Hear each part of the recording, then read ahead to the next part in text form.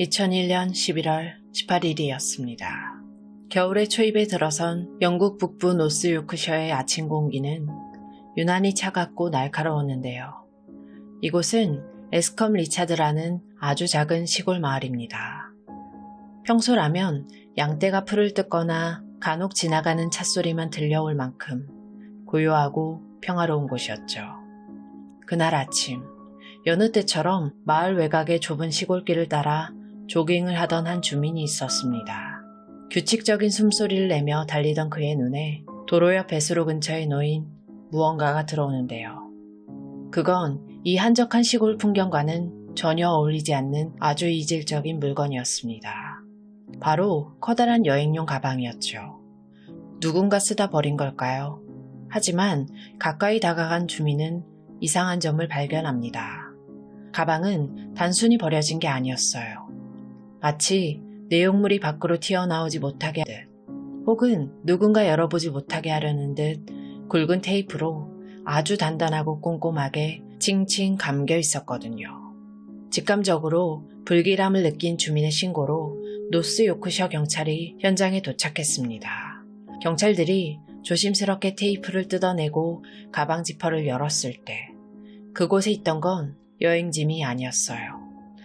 그 좁고 어두운 가방 안에는 실오라기 하나 걸치지 않은 나체 상태의 여성 시신이 구겨지듯 담겨 있었죠. 부패가 이미 상당히 진행된 상태라 얼굴을 알아보기 힘들 정도였어요. 현장에 출동한 영국 경찰은 당황했습니다. 이 작은 마을에서 실종된 사람은 없었으니까요. 부검과 신원 확인 절차가 긴급하게 진행이 됐는데요. 지문 감식 결과 그녀는 영국인이 아니었습니다. 머나먼 타국, 대한민국에서 건너온 21살의 유학생 진 씨였어요. 여기서부터 미스터리가 시작됩니다. 진 씨가 마지막으로 생활했던 곳은 이곳 요크셔가 아니라 런던이었거든요. 런던에서 시신이 발견된 이곳 요크셔의 에스컴 리차드까지는 무려 300km. 차로 달려도 4시간이 넘게 걸리는 아주 먼 거리죠. 미술을 공부하고 싶어 했고 더 넓은 세상을 배우기 위해 영국으로 왔던 21살의 청춘. 그녀는 도대체 왜 연고도 없는 이 춥고 낯선 시골길 덤불 속에서 차가운 여행 가방에 담긴 채 발견되어야 했을까요? 런던에서 요크셔까지 그 300km의 거리에는 과연 어떤 진실이 숨겨져 있었던 걸까요? 시신이 발견되기 약 한 달 전인 2001년 10월로 시간을 돌려보겠습니다. 가방 속에서 발견된 피해자 진 씨는 본래 프랑스 리옹에서 미술을 공부하던 꿈 많은 유학생이었어요. 그녀는 예술적 견문을 더 넓히고 영어도 배우기 위해 프랑스를 떠나 영국 런던으로 거처를 옮긴 상태였죠. 근데 10월 말경부터 한국에 있는 가족과 주변 친구들에게서 그녀의 연락이 뚝 끊깁니다. 전화 통화는 불가능했고 오로지 이메일 몇 통만이 도착했는데요. 그 내용은 다소 뜬금없었습니다. 나 급하게 돈이 좀 필요해. 친구랑 같이 여행을 좀 다녀올게. 겉보기엔 유학생이 흔히 보낼 수 있는 메시지 같았죠. 하지만 이 메일을 받아든 가족들은 내용을 읽자마자 등골이 서늘해지는 기이한 위화감을 느꼈다고 해요. 문장의 말투가 평소 진 씨와는 너무나 달랐기 때문입니다. 부모님께 살갑게 대하던 딸의 말투가 아니었어요. 마치 한국어에 서툰 사람이 번역기를 돌려 급하게 작성한 것처럼 문맥이 딱딱했고 평소 그녀가 절대 쓰지 않을 법한 어색한 단어들이 나열되어 있었죠. 가족들은 직감했습니다. 이건 진 씨가 쓴 글이 아니다. 진 씨에게 무슨 일이 생겼다. 불안감에 휩싸인 가족의 실종 신고로 수사가 시작됐고 런던 경찰, 즉 스코틀랜드의 야드의 시선은 자연스럽게 그녀가 런던에서 마지막으로 머물렀던 거주지로 향했습니다. 그곳은 런던 시내에 위치한 한 민박집이었어요. 그리고 거기에는 집주인 김 교수가 있었죠. 당시 31살의 한국인 남성이었습니다. 경찰이 들이닥쳐 진 씨의 행방을 물었을 때 김 교수의 반응은 놀라울 정도로 차분했어요. 그는 조금의 동요도 없이 아주 태연한 얼굴로 이렇게 말했거든요. 진 씨요? 며칠 전에 짐 다 싸서 나갔는데요. 급하게 돈이 필요하다고 하더니 친구랑 여행 간다고 하면서 방 뺐어요. 그는 진 씨가 자신의 의지로 집을 떠났다고 주장했습니다. 심지어 그녀가 짐을 챙겨 나가는 모습이 자연스러웠다고 묘사하기까지 했죠. 너무나 구체적이고 침착한 그의 태도에 초동 수사 단계에서는 그를 단순 참고인으로 생각할 정도였습니다. 하지만 그의 그 뻔뻔한 연기 뒤에는 누구도 상상하지 못할 끔찍한 시나리오가 진행되고 있었던 겁니다. 하지만 아무리 완벽해 보이는 거짓말이라도 진실은 반드시 흔적을 남기기 마련이죠. 경찰은 진 씨의 계좌 내역을 정밀 추적하기 시작했습니다. 그리고 12월, 수사의 흐름을 뒤바꿀 결정적인 단서가 포착되는데요. 진 씨가 실종된 이후 그녀의 은행 계좌에서 수차례에 걸쳐 현금이 인출된 기록이 확인된 겁니다. 그녀는 분명 돈이 급하다는 메일을 보내고 사라졌는데 정작 누군가가 그녀의 카드를 사용하고 있었던 거죠. 경찰은 즉시 해당 현금 인출기의 CCTV 영상을 확보했습니다. 화면 속에 등장한 인물, 그는 낯선 강도나 제3의 인물이 아니었어요. 모자를 눌러 쓰거나 얼굴을 가리려고 애쓰지도 않은 채 너무나 자연스럽게 남의 카드로 돈을 뽑고 있던 남자. 바로 진 씨가 짐을 싸서 나갔다고 진술했던 민박집 주인 김규수였습니다. 이 영상은 그가 했던 모든 말이 거짓임을 증명하는 첫 번째 열쇠였죠. 경찰은 곧바로 김규수의 런던 거주지를 급습해 압수수색을 진행했습니다. 그리고 그 집안에서 이 사건의 범인이 김규수임을 과학적으로 입증해줄 이른바 스모킹건이 발견됩니다. 그것은 바로 테이프였어요. 요크셔의 차가운 길바닥에서 발견된 여행 가방이 굵은 테이프로 감겨 있었고 그 안에 있던 진 씨의 시신도 굵은 테이프로 칭칭 감겨 있었죠. 영국 경찰의 과학수사팀은 결박했던 그 테이프의 끝부분과 김규수의 방서랍에서 발견된 테이프 롤의 시작 부분을 정밀 대조했습니다. 이 기법을 전문 용어로 프랙처 매치, 즉 절단면 대조라고 부르는데요. 우리가 테이프를 가위로 자르지 않고 손이나 도구로 뜯어낼 때 그 찢어진 단면에는 마치 지문처럼 고유한 굴곡과 패턴이 생깁니다. 현미경으로 들여다본 결과 테이프의 찢어진 끝과 김규수 방에 있던 테이프 롤의 시작점은 마치 퍼즐 조각처럼 완벽하게 단 1mm의 오차도 없이 딱 맞아떨어졌습니다. 이것은 김규수의 방에 있던 바로 그 테이프가 시신을 유기하는 데 사용되었다는 움직일 수 없는 물증이었죠. 런던의 민박집과 요크셔의 시신 유기 현장이 과학적으로 연결되는 순간이었어요. 경찰은 즉시 김규수를 체포했습니다. CCTV 영상과 테이프라는 명백한 증거 앞에서 그는 무너졌을까요? 아니요. 그는 놀랍도록 뻔뻔했습니다. 카드는 진 씨가 여행 가면서 저한테 빌려준 겁니다. 제가 돈이 좀 필요하다고 했더니 호의로 빌려준 거라고요. 살인이요? 전 모르는 일입니다. 테이프가 왜 거기서 나왔는지도 모르겠네요. 그는 카드는 빌린 것이고 살인에 대해서는 아는 바가 없다며 끝까지 혐의를 부인했습니다. 증거가 눈앞에 있는데도 눈 하나 깜짝하지 않고 궤변을 늘어놓는 그의 모습에 베테랑 수사관들조차 혀를 내둘렀을 정도였죠. 하지만 경찰은 직감했습니다.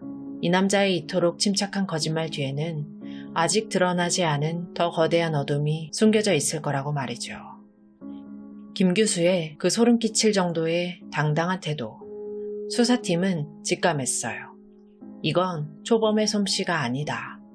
증거 앞에서도 눈 하나 깜짝하지 않는 저 대범함은 어쩌면 또 다른 범죄를 감추기 위한 연막일지도 모른다는 강력한 의심이 들기 시작한 거죠. 경찰은 김규수의 과거 행적을 샅샅이 뒤지기 시작했습니다. 그리고 해가 바뀐 2002년 3월, 수사망은 그가 진 씨를 만나기 전 거주했던 런던 동부의 포플러 지역이 있는 한 플랫으로 향합니다. 김규수가 이사를 나오면서 짐을 다 뺐다고 알려진 빈집이었죠. 경찰들이 그 집을 압수수색하기 위해 들어섰을 때 집 안은 텅 비어 있었습니다. 하지만 수사관들의 눈길을 사로잡은 아주 기이한 구조물이 하나 있었는데요. 바로 한쪽 벽면에 있는 붙박이장이었습니다. 보통 이사할 때 장롱이나 수납장은 비워두기 마련이잖아요. 근데 그 붙박이장의 문틈은 이상하리 많지 꼼꼼하게 막혀 있었습니다. 문과 문틀 사이에 아주 미세한 틈새까지 실리콘을 두껍게 발라 굳혀놨고 그 위를 다시 강력 접착 테이프로 2중 3중 덧발라 놓은 상태였죠. 마치 그 안의 공기가 밖으로 단 1%도 새어 나오지 못하게 하려는 듯, 혹은 그 안의 존재를 영원히 세상과 격리하는 듯한 봉인의 형태였어요. 긴장감 속의 수사관들이 칼로 두꺼운 실리콘막을 도려내고 겹겹이 붙은 테이프를 뜯어냈습니다. 굳게 닫혀있던 문을 억지로 열어젖힌 순간 밀폐되었던 공간에서 훅 끼쳐 나오는 냄새와 함께 어둠 속에 웅크리고 있는 물체가 드러났습니다. 그것은 또 하나의 여행 가방이었어요. 요크셔에서 발견된 것과 너무나 흡사한 모습으로 좁은 벽장 안에 덩그러니 놓여있는 가방. 떨리는 손으로 가방을 열자 그곳에는 또 한 명의 여성이 싸늘한 주검이 되어 잠들어 있었어요. 신원 확인 결과 그녀는 진 씨가 살해당하기 훨씬 전인 2000년 12월경 잠시 여행을 다녀오겠다는 말을 남기고 흔적도 없이 사라졌던 또 다른 유학생, 당시 22살의 송 씨였습니다. 송 씨 역시 김 교수의 하숙생이었는데요. 실종된 지 무려 1년 3개월. 그녀는 차가운 땅 속도, 강물 속도 아닌 자신이 살던 집 벽장 속에 갇혀 있었던 겁니다. 김 교수는 사람을 죽여 가방에 넣고 냄새가 새어나오지 않게 실리콘으로 벽장을 밀봉한 뒤 그 바로 옆방에서 밥을 먹고 잠을 자며 생활해왔던 거예요. 심지어 그 집을 비워줘야 할 때가 되자 시신을 유기할 생각조차 하지 않고 벽장 속에 그대로 둔 채 열쇠를 반납하지 않고 몸만 빠져나왔던 거고요. 두 번째 시신의 발견은 이 사건이 단순한 우발적 범행이 아닌 치밀하게 계획된 연쇄살인임을 알리는 충격적인 신호탄이었습니다. 두 건의 살인, 그리고 각기 다른 장소에서 발견된 여행 가방. 경찰이 확보한 증거들을 토대로 김 교수의 행적을 시간순으로 재구성을 해보면 인간의 탈을 쓴 악마의 연대기가 그 실체를 드러냅니다. 시작은 2000년 말이었어요. 김 교수는 자신의 첫 번째 하숙생이었던 송 씨를 살해했습니다. 그리고 그녀를 여행 가방에 구겨 넣었죠. 놀라운 건 그 직후의 행동이에요. 그는 시신을 멀리 유기하는 대신 자신의 방 한 구석에 있는 붙박이장을 선택했어요. 실리콘과 테이프로 문틈을 꼼꼼히 밀봉해 냄새를 차단한 뒤 그는 그 바로 옆 침대에서 밥을 먹고 잠을 자며 태연하게 생활했습니다. 벽 하나를 사이에 두고 시신과 기묘한 동거를 이어간 셈이죠. 2001년 초 집주인이 방을 비워달라고 요구했을 때도 그는 당황하지 않았습니다. 오히려 그는 이 상황을 아주 교활하게 이용하는데요. 짐을 다 챙겨서 이사를 나가면서도 집주인에게 아직 옮기지 못한 짐이 남았다 라면서 열쇠를 돌려주지 않았어요. 그가 말한 짐, 그것은 바로 벽장 속에 봉인된 송 씨의 시신이었죠. 그는 송 씨를 그 어두운 벽장 속에 영원히 가둬둔 채 자신은 새로운 사냥터를 찾아 유유히 떠났습니다. 뒤에 들어온 세입자가 그 붙박이장을 열어보지 못하도록 말이죠. 그리고 2001년 10월 새로운 희생양 진 씨가 그의 새로운 민박집으로 들어옵니다. 김 교수는 송 씨 때와 똑같은 수법으로 그녀에게 접근해 목숨을 빼앗았습니다. 하지만 이번엔 달랐어요. 시신을 집에 두는 것이 위험하다는 걸 학습했는지 그는 진 씨의 시신을 가방에 담아 차에 싣고 런던에서 300km나 떨어진 요크셔의 황무지까지 달려가 유기했습니다. 도대체 무엇이 그를 이토록 잔혹한 괴물로 만들었을까요? 쾌락살인 아니면 사이코패스의 기질? 놀랍게도 그 동기는 너무나 세속적이고 파렴치했습니다. 바로 도박 때문이었어요. 김 교수는 심각한 도박 중독자였어요. 카지노 빚에 시달리던 그에게 꿈을 찾아 영국으로 온 유학생들은 그저 걸어다니는 현금 인출기에 불과했던 거죠. 경찰 조사 결과 그는 피해자들을 살해한 직후 그녀들의 지갑에서 꺼낸 카드를 들고 카지노로 직행했습니다. 송 씨가 벽장 속에서 차갑게 식어갈 때, 그리고 진 씨가 요크셔의 덤불 속에 버려졌을 때, 그는 그들의 계좌에서 뽑은 돈을 칩으로 바꿔 룰렛을 돌리고 카드를 쪼고 있었습니다. 두 청춘의 목숨값은 그렇게 허무하게 도박판의 먼지로 사라져버렸죠. 돈이 떨어지면 하숙생을 받고 그 하숙생을 살해해 돈을 뺏고 다시 도박장으로 향하는 끔찍한 악순환. 그것이 김 교수가 영국에서 보낸 이중생활의 실체였던 겁니다. 2003년 런던의 중앙형사법원 일명 올드베일리에서 김 교수에 대한 심판이 시작됐습니다. 하지만 법정에선 그의 모습은 피고인이라기보다는 마치 억울한 누명을 쓴 피해자 같았어요. DNA, CCTV, 그리고 테이프의 절단면 일치까지 그를 범인으로 지목하는 과학적 증거들이 산더미처럼 쌓여 있었지만 김 교수는 끝까지 고개를 뻣뻣이 들었거든요. 그는 자신의 변호인조차 당황하게 만들 정도로 터무니없는 궤변을 늘어놓기 시작했습니다. 모든 것은 조작되었습니다. 영국 경찰이 나를 범인으로 만들기 위해 증거를 심은 겁니다. 저 테이프도 경찰이 내 방에 몰래 갖다 놓은 거예요. 그는 반성이나 사죄는커녕 수사기관이 자신을 음해하고 있다는 음모론을 제기했어요. 심지어 재판 도중 판사의 말을 끊거나 검사에게 혼수를 두려는 듯한 오만한 태도까지 보였는데요. 두 명의 생명을 앗아가고도 죄책감이라고는 찾아볼 수 없는 그의 모습에 방청석에 앉아있던 유가족들은 가슴을 치면서 오열해야 했습니다. 하지만 진실을 가리기엔 그의 거짓말은 너무나 얄팍했어요. 배심원단의 판단은 신속하고 단호했죠. 보통 살인사건의 판결이 나오기까지 며칠씩 걸리는 경우도 많지만 이 사건의 배심원들은 심리를 시작한 지 불과 3시간 만에 법정으로 돌아왔어요. 결과는 만장일치로 유죄. 배심원단 전원이 그가 2명의 여성을 살해한 진범임을 확신한 거죠. 판결봉을 쥔 데이비드 파제트 판사는 피고인석의 김 교수를 내려다보며 영국 법조계에서도 좀처럼 쓰지 않는 강도 높은 표현으로 그를 질타했습니다. 피고인은 돈을 위해 자신을 믿고 따르던 두 젊은 여성을 무참히 살해했습니다. 당신은 그 어떤 동정의 여지도 없는 사악하고 위험한 인물입니다. 파제트 판사는 그에게 법정 최고형인 종신형을 선고했어요. 이는 그가 살아있는 동안 사회와 철저히 격리되어야 한다는 영국 사법부의 엄중한 단죄였죠. 거짓으로 쌓아올린 그의 이중생활은 그렇게 차가운 감옥의 철창 안에서 영원히 갇히게 됐습니다. 이 사건이 유독 우리의 마음을 아프게 찌르는 이유는 단순히 범행 수법이 잔혹했기 때문만은 아닐 겁니다.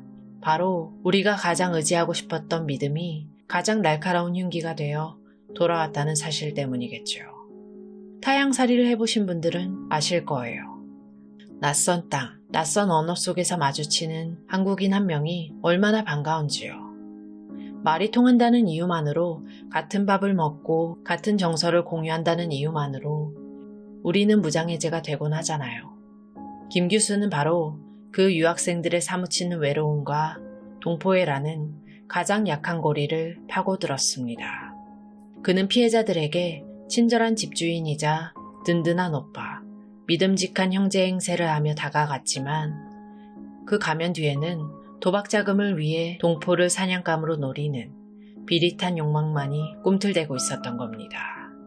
실제로 이 가방 속 시신 사건이 알려진 직후 당시 영국 한인 사회와 유학생 커뮤니티는 걷잡을 수 없는 충격과 공포에 휩싸였다고 합니다.